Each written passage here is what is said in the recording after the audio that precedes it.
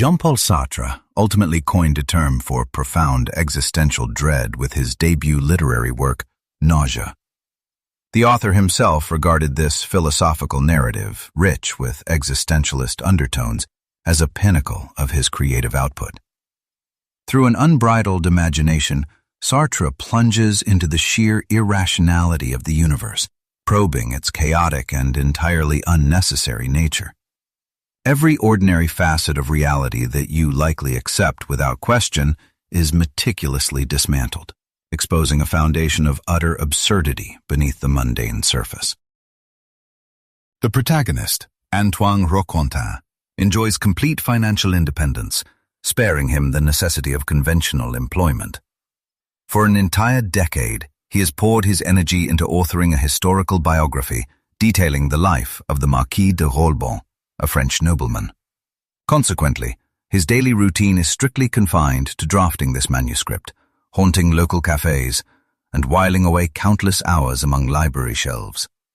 Existing as an intensely isolated solipsist, he navigates life entirely bereft of companionship, preferring instead to secretly observe the behaviors and eavesdrop on the private chatter of strangers. Deeply entrenched in suffering, Roquentin operates as a perpetually combative spirit. He wages a relentless internal and external campaign against Bouville, the mud town he inhabits, while simultaneously harboring hostility toward the everyday patrons of his regular café. Furthermore, he finds himself fiercely at odds with his two primary acquaintances, both of whom act as twisted mirrors of his own psyche, his former romantic partner Annie, and the autodidact, a man obsessed with mastering all human knowledge by methodically digesting every library text in alphabetical order. Ultimately, this multi-directional hostility culminates in a devastating psychological war against his very own self. A crushing wave of sickness overtakes Roquentin upon discovering that his historical research is merely a desperate ploy to validate his own life by resurrecting a long-dead aristocrat. This profound realization plunges him headfirst into a severe crisis of meaning. He concludes that history itself is a hollow illusion, a conceptual void where individuals retreat to take a convenient vacation from the harsh realities of existence. Consequently, he abandons his lifelong academic pursuit entirely, choosing instead to confront the raw immediacy of the present moment. He relentlessly mutters affirmations of his own presence, frequently ridiculing the oblivious residents of his community.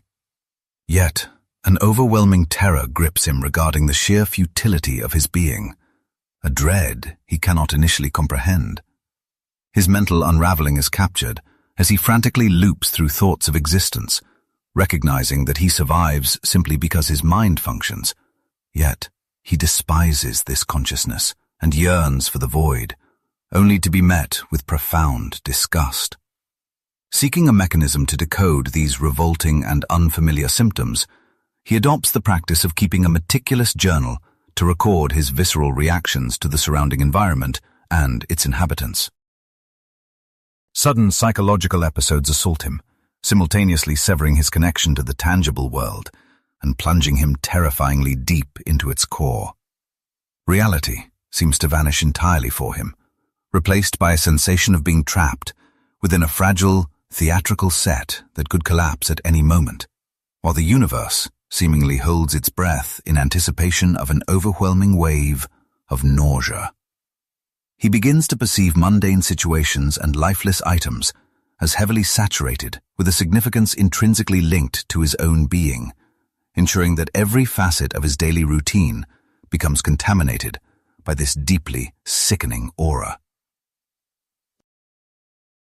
His profound conviction regarding the futility of living stems directly from a stark recognition of universal randomness.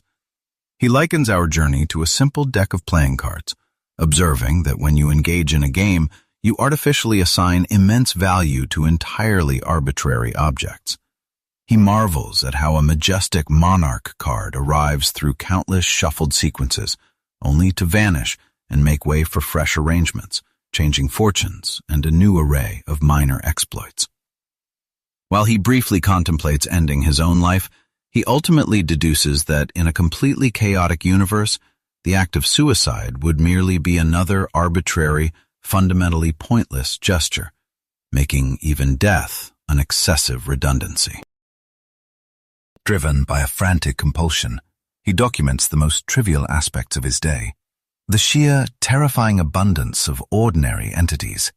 A simple stone, a glass of ale, a towering tree, or even his own flesh, begins to suffocate him.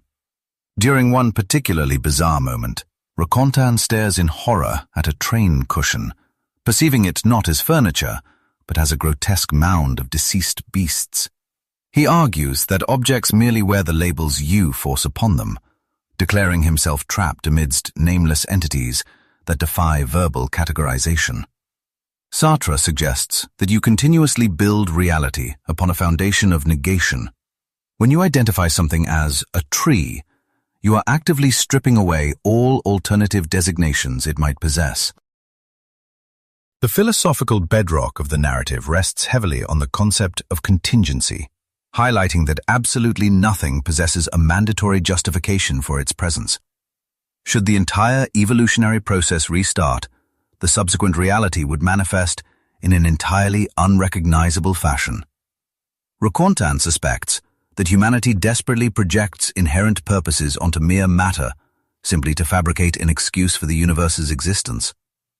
In stark contrast, he uncovers nothing but an abyssal void that, rather ironically, constitutes the very fabric of reality, ultimately confessing to the autodidact that mankind is merely a coincidental byproduct of an uncaring cosmos. Through this lens of contingency, Sartre aggressively dismantles the arrogant assumption that the universe is a rational construct designed with human destiny at its core. As the narrative reaches its zenith, Racontin stands mesmerized before a sprawling chestnut tree, finding himself completely overwhelmed by its intricate roots and experiencing a profound unification with the organism. He contrasts this raw reality with the theoretical purity of a geometric circle, noting that while mathematical concepts are easily explained, they lack physical substance in the real world. The gnarled root before him, however, occupies physical space to such a degree that it defies all rational explanation, captivating his gaze and forcing his attention back upon its undeniable, inert reality. He grasps that the physical root occupied space long before he arrived to arbitrarily define its character by slapping the label black onto its surface. This critical breakthrough forces him to acknowledge that assigning an essence to an item merely obscures the raw, unadulterated reality of its presence. The reassuring illusions of flavor, pigmentation, aroma, mass, and form are ultimately nothing more than fabrications generated by the human mind. By piercing through these superficial attributes, Racontin stares directly into the naked, undeniable being of the universe, identifying this very confrontation as the true genesis of his nausea. Ultimately, this earth-shattering revelation leads him to formulate the profound realization that existence precedes essence, forever cementing one of the most vital pillars of Sartre's philosophical legacy. Nietzsche observes that profound inner rebellion often manifests as extreme asceticism, where individuals essentially tyrannize fragments of their own identity and actively crave public degradation. He argues that this deliberate destruction of the ego, though heavily glorified by organized religions, fundamentally masks an extraordinary level of arrogance. As you explore the fourth chapter, From the Soul of Artists and Writers, you will encounter a rigorous dismantling of the traditional aesthetic experience and a fierce rejection of divine creative inspiration. While Richard Wagner remains explicitly unnamed, the text subtly targets him through the overarching archetype of the artist, permanently sealing Nietzsche's ideological divorce from Romanticism in favor of rationalists like Voltaire and Johann Wolfgang von Goethe. This pivotal section vividly foreshadows his renowned method of philosophizing with a hammer, proving his primary ambition is to systematically demolish flawed paradigms, rather than simply construct new moral frameworks.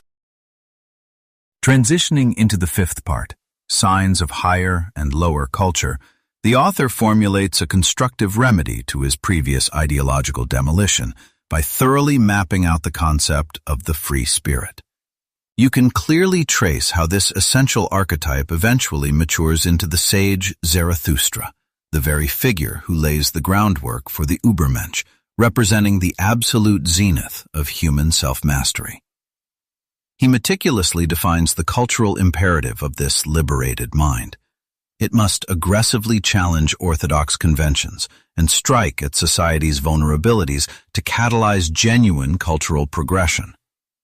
Operating as the quintessential embodiment of Nietzsche's ideal philosopher, the free spirit aggressively hunts down pluralistic truths, driven by the conviction that no intellectual nectar rivals the sweetness of pure knowledge.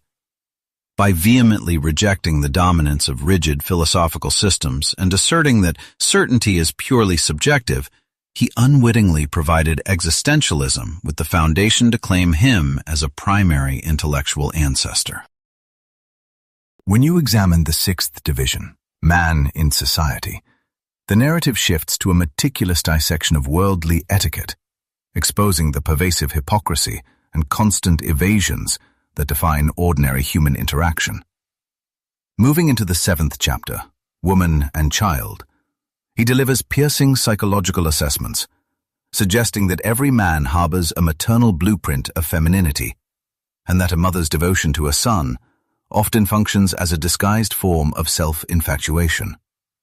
Although he articulates a genuine optimism regarding the future trajectory of women, he ultimately determines that the domestic constraints of marriage fundamentally conflict with the radical autonomy demanded by his philosophical ideals. He openly questions whether liberated thinkers could ever successfully cohabitate, concluding that these radically honest men of the modern age must operate like the visionary birds of antiquity, instinctively choosing the isolated freedom of flying entirely alone. In the eighth segment, A Look at the State, the text critically dissects governmental hierarchies, interpreting the marginalized class's demands for equality merely as the primal roar of a ravenous beast demanding inaccessible sustenance. Mirroring his aggressive stance on religion, his ultimate political objective here is to boldly herald the absolute dissolution of the state apparatus. The concluding chapter, Man Alone with Himself, adopts an unexpectedly poetic resonance, highlighted by the profound realization that no matter how vastly a person expands their intellectual boundaries, they ultimately leave with nothing beyond their own subjective biography. Here, you witness the philosopher transforming into the quintessential solitary wanderer who revels in his own isolated wisdom, clearly prefiguring the majestic figure of Zarathustra. He seals this intellectual odyssey with a deeply evocative verse, celebrating the complex dynamics of silent companionship and boisterous laughter among friends, ultimately bidding a profound farewell until their next encounter.